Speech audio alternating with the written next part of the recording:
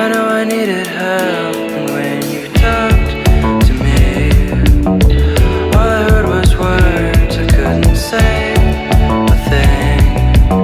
I only made it worse.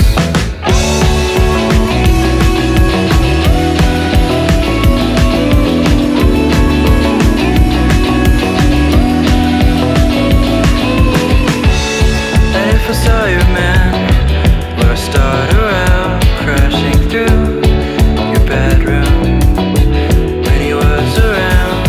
And I know it's hard when you feel this way in love with my best friend, but I can say a thing. Alright guys, welcome to the Bando. It is a beautiful day in Detroit, Michigan. If you're new here, my name is Drew, aka Drib, and this is what FPV is all about. Hanging out with good people at cool spots, flying, trying new things, just enjoying life and flight, right?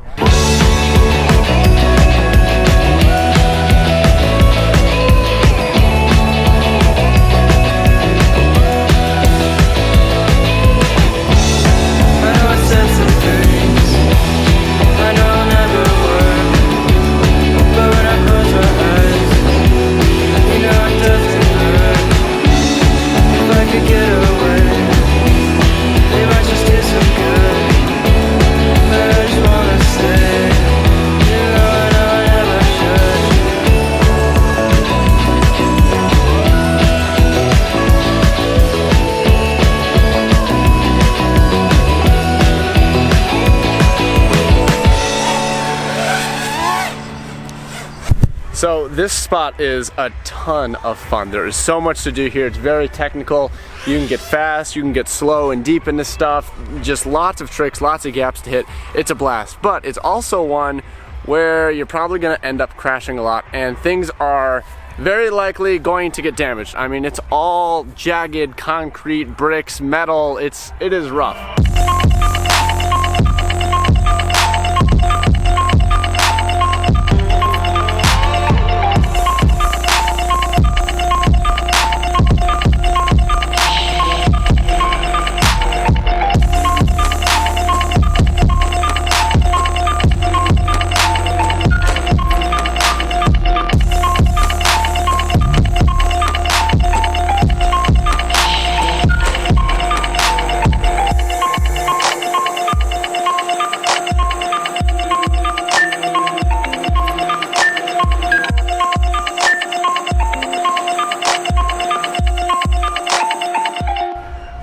I started with 4 working quads back here, and you can see they're in various states of disrepair. I want to kind of explain how I use multiple quads to kind of maximize the amount of flying I get and minimize the damage where I don't want the damage to be. So if you're pretty into this, you're likely going to build multiple drones, and you're likely going to end up liking some of them more than the others. So when I go to a spot where I know that the crashes aren't going to be so devastating, like grass and some chill trees, I'm going to fly my favorite quad. I'm going to really enjoy it.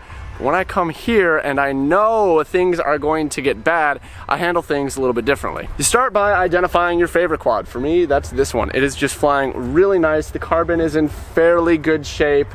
I enjoy flying that one. So I haven't flown that at all today. I've kind of set it aside, and if I have to fly it, I'll fly it toward the end of the day when the lighting is perfect and I want to get one last shot at getting good footage, or maybe we'll go somewhere else today. So I kind of want to just like save that one altogether, avoid flying it at all costs if I can. Now we'll go to the other end of the spectrum. This guy, it's my least favorite quad. It's pretty much made up of leftover components. It's in bad shape. It's just not like my main jam. I always kind of use this one as my basher quad. So I started with this guy to warm up, not care as much about crashing, and just like, I don't know, get some of the initial shakiness out of the way where I'm not worried about breaking something that I really don't want to crash. Moving on to this guy.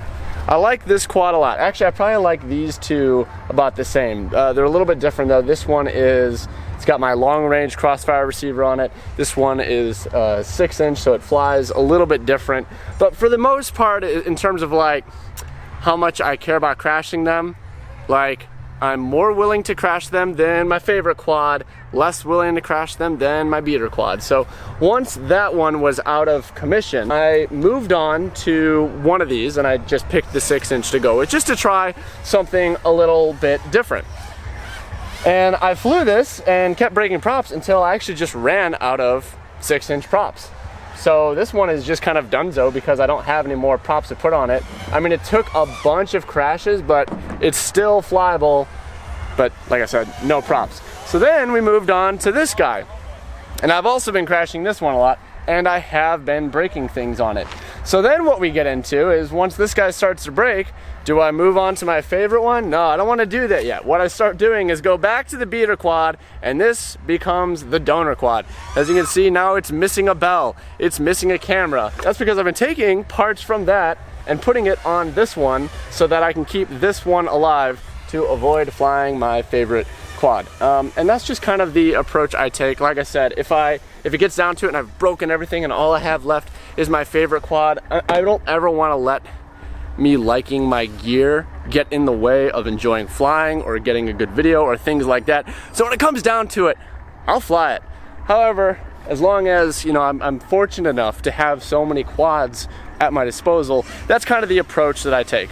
I do want to be clear that I definitely acknowledge the privilege of getting to have so many quads to use. I know not everyone's in that situation, especially if you're just starting out into this. You're not sure if you want to spend as much money on doing that many builds and then run them into brick walls and fly so aggressively. But I mean, like, this is like what I do. This is like what I live for. I love this, my main passion. So yeah, I mean, it gets expensive to fly aggressively in locations like this where you're gonna be crashing and breaking things, and you just have to decide for yourself how much you're willing to destroy your gear to push yourself and do cool stunts at risky locations. It's just a judgment call for you to make. But for me, I'm all in on this. I'm psyched about it. Love flying, crashing. You just gotta learn to love that too.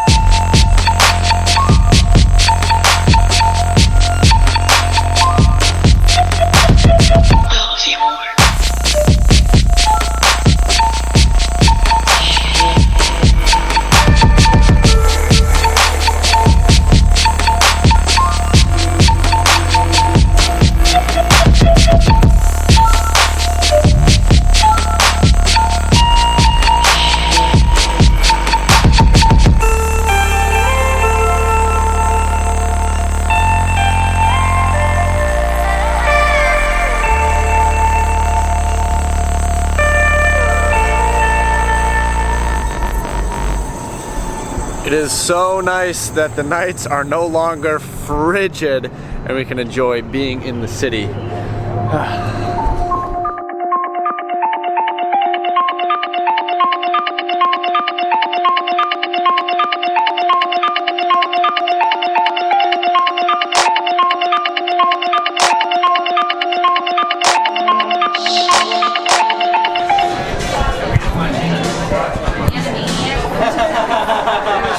So I've got this idea, because it's a really loud bar, that maybe if I hold the shotgun right here, it won't sound quite as bad. So, solid day of flying.